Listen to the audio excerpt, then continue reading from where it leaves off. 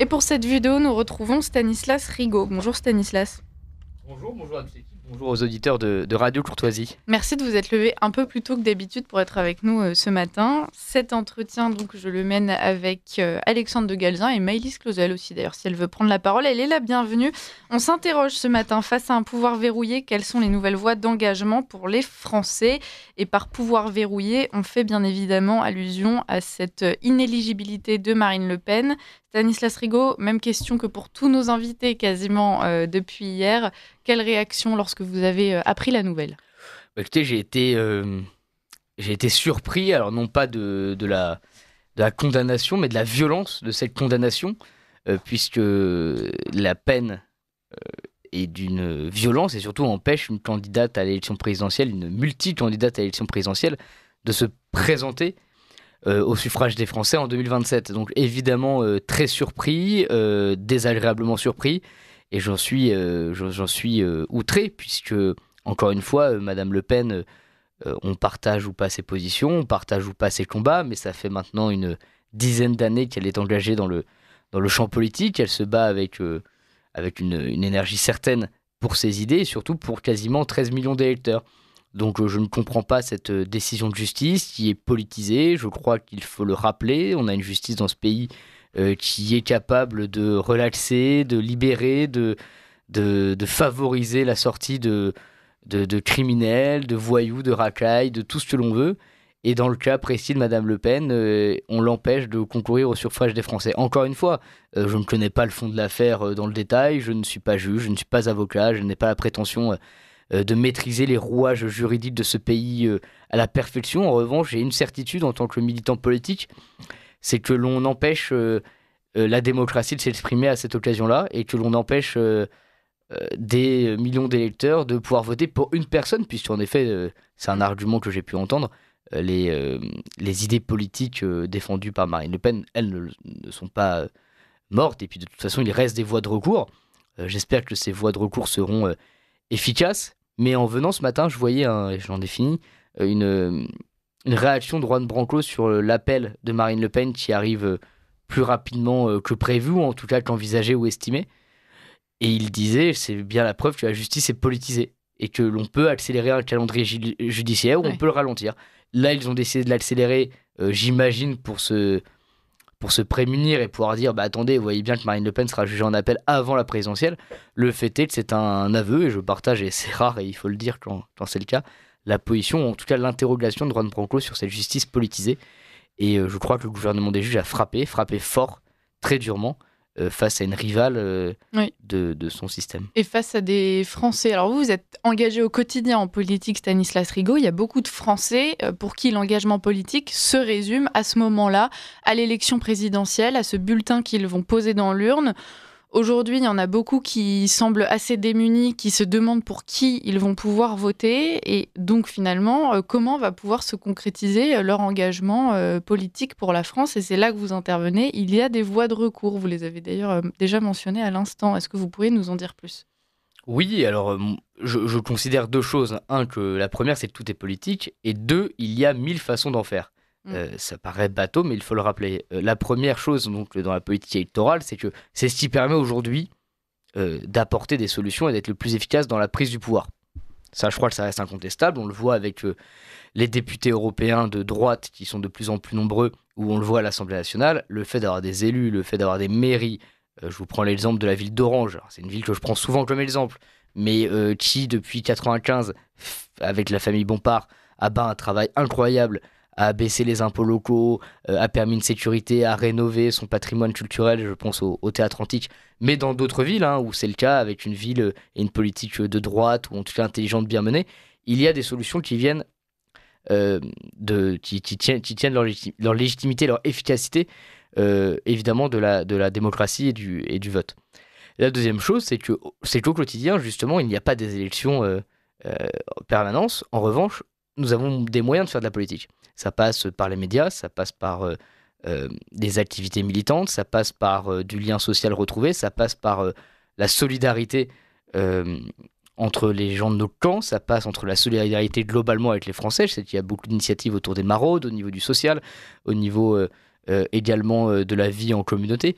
Il faut encourager toutes ces initiatives et c'est ce qui permettra les victoires aussi politiques. C'est parce que le terreau sera favorable pour les partis ou les personnalités politiques, grâce au travail de cette base, que des victoires se traduiront dans les urnes. Et alors, il y a une critique qui est souvent adressée à une partie de la droite ou même à la droite en général, c'est justement le fait de ne pas vivre en accord avec ses idées. C'est-à-dire qu'en fait, je vais prendre une métaphore on va dire chrétienne, mais quelque part quand on est chrétien, on dit généralement en fait être chrétien c'est pas seulement une foi, c'est aussi une forme de vivre et témoigner par sa vie. Et en fait, rapportant ça aux idées politiques, on a l'impression aussi qu'il y a beaucoup de personnes à droite qui ne témoignent pas forcément de leur engagement en politique et en tout cas de leurs idées. Je vais prendre un exemple très bête.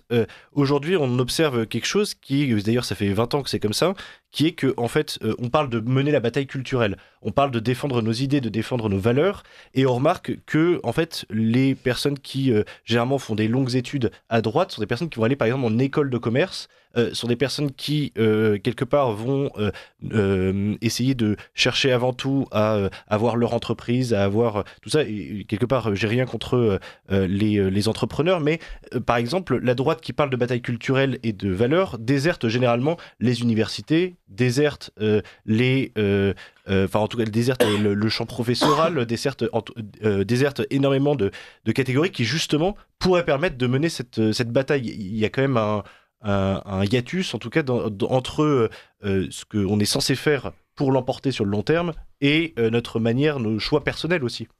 Je ne suis pas nécessairement d'accord. La première chose, c'est sur les écoles de commerce ou les entrepreneurs, justement parce que tout est politique. Je suis très heureux et très content qu'il y ait des personnes de droite dans ces secteurs-là. On le voit avec ce qui se passe, et pardon de reparler de l'événement quand même marquant de l'année, mais quand on voit ce qui se passe aux États-Unis, avec l'ambassade de France, avec l'ambassade américaine qui envoie aux entreprises françaises, aux grands groupes français, que maintenant les politiques de discrimination positive, il va falloir arrêter s'ils veulent continuer à travailler ensemble. C'est parce que justement, dans des grands groupes américains, il y a aussi des personnes qui se sont dit qu'imposer une parité totale entre les noirs et les blancs, entre les personnes transgenres, imposer un contre-récit culturel, etc. C'était terminé. Heureusement qu'il y a des gens à ce moment-là qui sont dans... Oui, mais c'est pas terminé parce qu'ils sont de droite. C'est terminé parce que la politique est devenue de droite. Parce que sous Biden, il le faisait. Non, mais parce que les entreprises, elles ont aussi leur liberté. C'est d'ailleurs, on peut le critiquer ou pas, mais elles ont encore de la liberté. Sur les universités, c'est plus les gens de droite qui se sont fait chasser qui l'ont déserté. Et je crois qu'à l'inverse, qu'il faut justement prendre en compte que l'université française, idéologiquement parlant, est foutue, et imposer des contrepoids à cette université. On le voit, il y a des facs qui ont été mises en place depuis des années. Je pense à certaines qui sont dans l'Ouest, je pense à certaines qui sont à Angers ou à La Roche-sur-Yon. Et c'est des universités qui ne sont pas gangrénées par les idéologies que l'on peut combattre et qui, aujourd'hui, commencent à avoir leurs fruits à la lumière du jour. Et troisièmement, le côté les gens de droite ne vivent pas en adéquation avec leurs idées.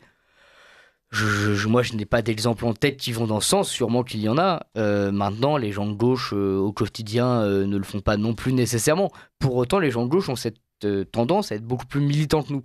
Je vous prends un exemple très concret. La manif contre l'extrême droite qui a eu lieu il y a une semaine à peu près, oui, a quand même rassemblé, malgré le contexte et malgré les polémiques folles autour, des milliers de personnes. Dimanche, 15h, place Vauban, il y a un rassemblement pour s'opposer à cette décision de justice scandaleuse qui touche Madame Le Pen. On verra s'il y a autant de gens présents. On verra si à la prochaine manifestation contre la GPA, organisée par le syndicat de la famille, il y aura autant de monde dans la rue. Ça prend 2 heures, hein. Ça prend pas beaucoup de temps. On verra s'il y a du monde. Moi, c'est pas tant l'adéquation entre le mode de vie et ces idées qui m'interroge, puisqu'après tout, qui sommes-nous ce matin pour expliquer qu'un tel doit vivre de cette façon ou non. Ce qui m'interpelle plus, c'est quand nous avons l'occasion, nous, militants du camp national, d'exprimer nos idées ou de les affirmer, et que nous ne sommes pas au rendez-vous. C'est là où ça m'intéresse, où m'interroge. Pourquoi la droite n'est pas dans la rue ? Je pense que c'est une question culturelle. Elle a su l'être de temps en temps.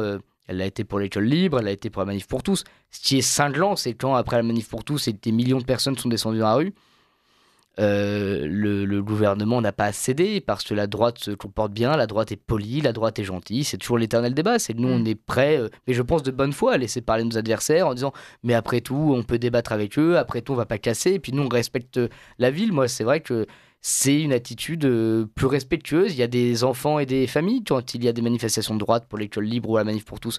Et c'est vrai que détruire un abribus ou se jeter sur le crédit agricole, c'est moins notre culture. Est-ce que c'est moins bien? Non, je crois pas. Je pense que c'est aussi tout à fait respectable. Simplement, on se tient mieux. Stanislas Rigaud, vous avez mentionné cette vie en communauté qu'il faut tenter de nourrir, de développer. On parlait de développer, par exemple, ses propres universités. Enfin, voilà, un environnement qui serait plus propice aux gens qui partagent vos idées, celles en général de nos auditeurs.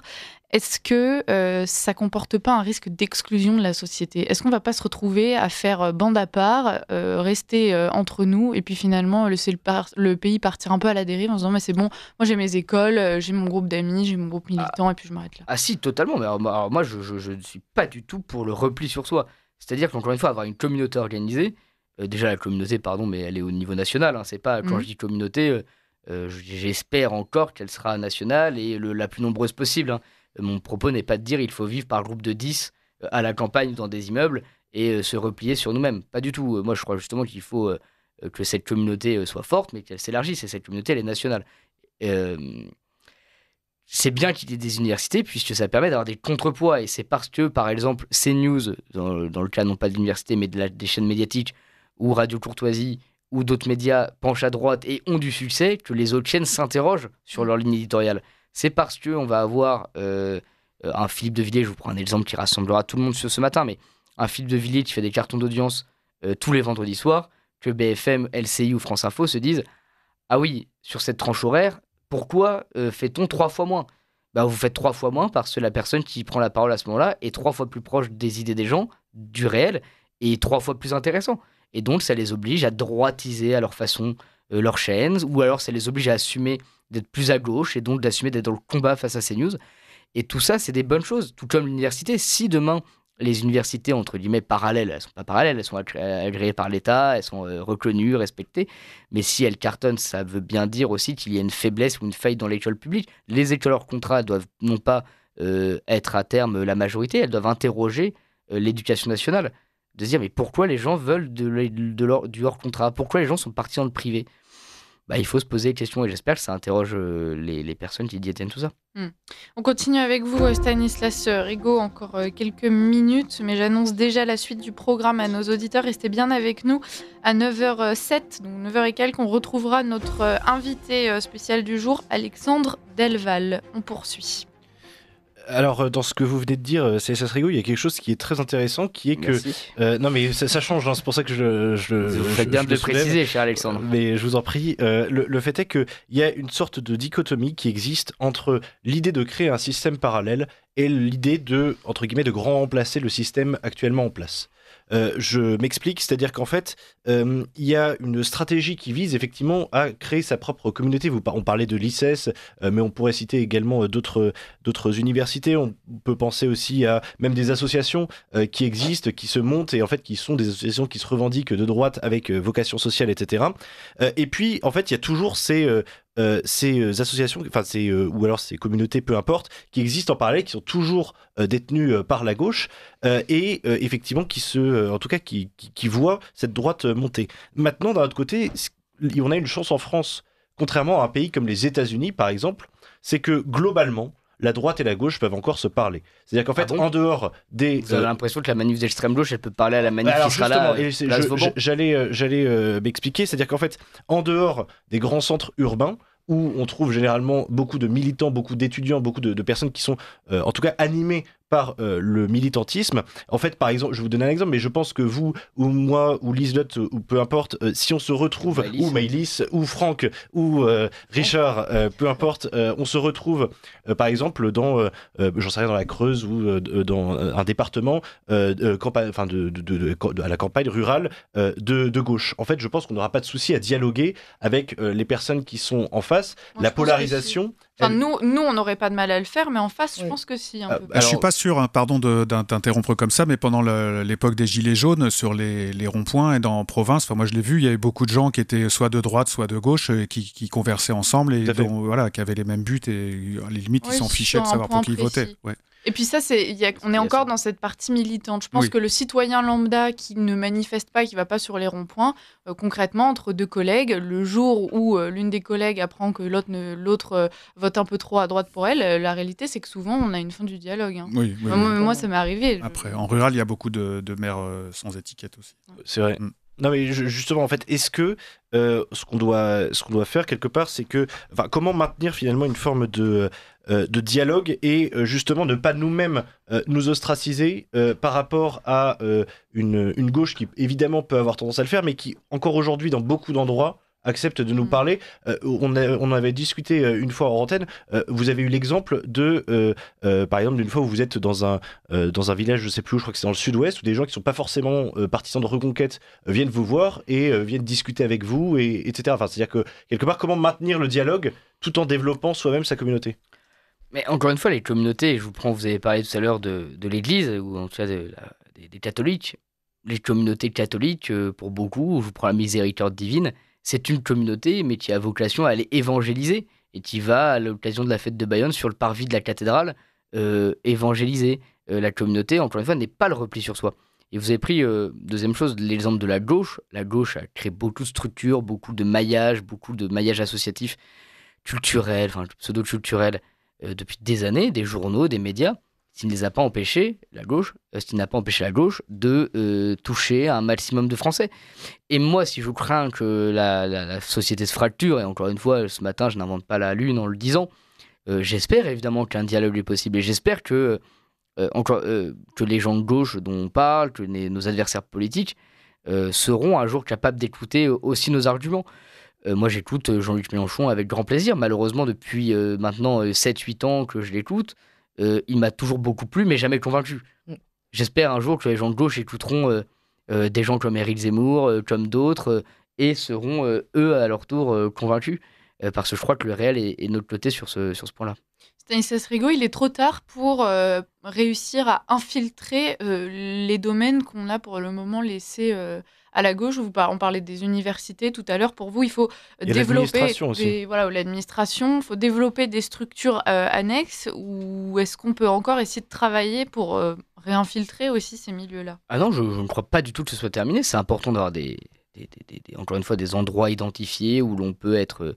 important, oui, mais possible. Mais je crois que c'est important, et surtout je crois que c'est possible, encore une fois, dans le monde médiatique, qui imaginait un tel changement en l'espace de 5 ans. Pour avoir fait la présidentielle de 2022 et avoir, je crois, fait quasiment tous les médias, je ne dis pas ça pour... Voici, je dis ça parce que j'ai un énorme boulard, mais non, pas du tout, mais pour avoir fait tous les médias, ou toutes les chaînes de médias en 2022, le gap entre aujourd'hui et maintenant est absolument sidérant. C'est-à-dire qu'aujourd'hui, il y a, je crois, facilement 4-5 endroits par matin qui permettent d'exprimer une parole de droite, ou en tout cas nationale, pas avec le même ton, pas avec la même liberté, je vous l'accorde, et c'est tout le luxe de cette radio, d'avoir... Non mais c'est vrai, donner à Radio Courtoisie. Exactement, non mais mais je le répète, mais je crois le répéter, et j'en parlais avec Alexandra Antenne, qu'il faut justement soutenir à 100% Radio Courtoisie, non pas pour que les hommes politiques n'aillent plus jamais sur d'autres médias, simplement pour vous dire, plus Radio Courtoisie sera fort, plus les politiques pourront avoir une parole efficace dans un endroit libre. Mais donc, il y a des possibilités de changer des médias, il y a des possibilités de changer l'administration. Dans les juges, chez les juges, on critique les juges de gauche, c'est aussi à nous de devenir juges. Les avocats sont... être avocat est une profession plus équilibrée, en tout cas, que les juges. Vous m'avez convaincu, je quitte la radio. Justement, on a besoin de vous ici, Liselotte. Faites pas, attendez, si mon propos n'est pas clair, je vais le refaire. Liselotte, vous restez ici. Galzin, vous partez maintenant, et alors vous allez nulle part. Et Malice, vous allez devenir juge. Voilà. Très bien. Si ça vous va. C'est super. C'est bien, il y a un auditeur qui disait Stanislas Rigaud, candidat en 2027, avec moi d'ailleurs. Donc vous avez déjà un programme. C'est incroyable. On a le ticket gagnant, c'est la mode des tickets en ce moment. Il y a un autre aspect pour poursuivre sur le sujet, non pas du ticket gagnant, mais essayer de... Je pensais que vous n'avez pas une candidature mutuelle à la présidentielle avec Liselott. Oui. Mais on fera peut-être une émission spéciale, 3 heures de matinale Pour l'instant, dessus. nous n'annonçons rien. Voilà. Qu'est-ce que je voulais dire ? Oui, il y a aussi un aspect qui est quelque part vivre en tant que personne de droite au sein d'un environnement qui ne l'est pas forcément. Et en fait, on voit souvent quand même encore aujourd'hui qu'on se dit on est dans la résistance, on est des gens qui sont ostracisés, on est des gens qui... En fait, il y a une certaine honte finalement aujourd'hui qui existe encore à être de droite. Et vous, je sais que Stanislas, vous êtes plutôt de ceux qui disent qu'il faut assumer et qu'en fait, il faut quelque part pas avoir peur finalement de dire ça, parce qu'en fait, ça habitue les gens d'une certaine façon à... Exactement.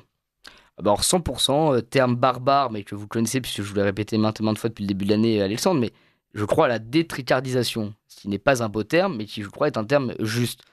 Il y a des endroits où il n'est pas possible encore de s'exprimer en tant que personne de droite, ou en tout cas où c'est très compliqué, mais je crois que globalement, notre pays, notre époque, nos villes sont prêtes à entendre des discours qui changent. Ils l'entendent de toute façon tous les jours à la télé ou à la radio, ils le voient partout sur les réseaux sociaux, ils le voient dans tous les résultats électoraux. Mais pas dans la vie. Mais dans la vraie vie, ils se disent où sont les 13 millions, 14 millions de personnes qui votent pour le clan national. Rappelons également que sur les idées en tant que telles, une grande part du bloc centriste partage les mêmes constats et pour beaucoup les mêmes solutions que les gens de droite.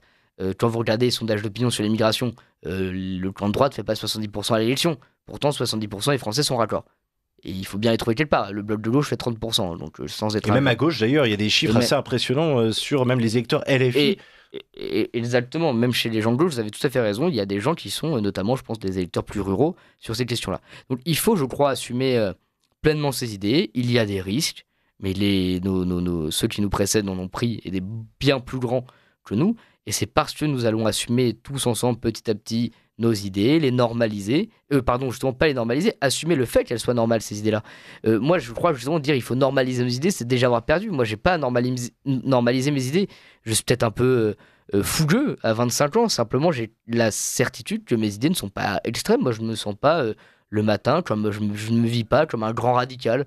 Je me vis comme quelqu'un de plutôt connecté à ce qui se passe dans le pays, plutôt réaliste. Et je crois que les gens que je croise au quotidien, sans avoir la notoriété de Johnny Hallyday ou de Michel Drucker, je ne crois pas être beaucoup embêté eu égard des gens qui m'accompagnent ou accompagnent les idées de Radio Courtoisie au quotidien. Vous pouvez nous chanter du Johnny si vous voulez. Hein. Si on a Jean-Hugues Gana qui nous chante Brassens régulièrement. Mais je crois que Jean-Hugues Gana a plus de talent que moi au niveau du chant. Et surtout si une fois qu'on aura entendu, on jugera. Et oui, mais surtout si vous voulez avoir des auditeurs pour Alexandre Delval, que j'apprécie beaucoup, il vaut mieux éviter que je ne chante. Stanislas Rigaud, pour les auditeurs qui nous écoutent par définition, puisqu'ils sont auditeurs, et qui se demandent comment trouver le juste milieu entre faire ce travail d'intégration, presque d'infiltration, arriver à des postes importants qui permettent de prendre des décisions, développer son entreprise, et en même temps assumer ses idées de droite. Comment est-ce qu'on trouve le juste milieu entre cette prise de risque et ce devoir d'engagement ? C'est toujours du cas par cas. Un entrepreneur, de fait, par essence, quelqu'un qui crée son entreprise a plus de liberté qu'un salarié. Une personne dans la fonction publique a un droit à évidemment une certaine réserve. Un militaire ne peut s'exprimer sur ses idées politiques. Mais encore une fois, quand je parle d'assumer ses idées, ce n'est pas en faire part nécessairement dans le cadre de son travail, mais c'est à la pause café. C'est au moment où votre collègue... va commencer à se plaindre d'une situation. On n'a pas trop ce problème ici. Oui, si quand même vos idées radicales, Liselott, je les subis à la pause café tous les matins en tant que bon centriste. C'est vrai que ça fait 2 émissions chez Liselott que je suis pris par ma gauche sur Radio Courtoisie. Et c'est vrai, je n'étais pas habitué. Alexandre a une ligne particulière. Oui, mais ça c'est parce qu'il n'est pas ici depuis assez longtemps encore. Oui, on en reparle dans quelques mois. Non, mais justement, je crois que c'est dans les petits gestes que c'est comme l'écologie en réalité. C'est pas les petits gestes du quotidien que l'on va arriver à faire de grandes choses. Non, mais très sérieusement. On va vous trier, Alexandre. C'est par la pause café ou la discussion avec sa boulangère. Oui, j'ai eu un libraire pendant quelques années à Paris qui, je crois, n'était pas spécialement de mes idées et qui, petit à petit, commençait à voir les magazines que je prenais. Et au moment où j'ai acheté un numéro sur Éric Zemmour, à commencer à faire le lien entre mes achats et mes convictions politiques. Et le fait est que nous n'avons jamais eu de conversation frontale sur pour qui vote-t-il et pour qui je votais, simplement par des discussions sur la propreté à Paris, sur l'état du Champ de Mars, par les populations coupables de tel ou tel méfait. Petit à petit, on peut travailler une personne en lui expliquant nos arguments. On n'a pas besoin d'arriver comme un bourrin avec un tract politique dans les mains et dire attendez, mais votez pour un tel ou un tel. Votez Éric Zemmour immédiatement. Il faut être, je crois, subtil en fonction des situations. Et le fait est de prendre du temps pour expliquer à ses collègues, à ses amis, à sa famille. On a tous dans sa famille on a tous vu dans sa famille des changements politiques. Il faut les accompagner. Subtilité, maître mot, donc. Merci, Alexandre. C'est pas comme ça qu'on se dit, c'est l'habitude. Mais... Merci, Alexandre de Galzan, d'avoir mené cet entretien avec moi. Merci, Maëlys, d'être restée avec nous. Et merci à vous, Stanislas, encore une fois, de vous être levé un peu plus tôt pour céder votre place à Alexandre Delval.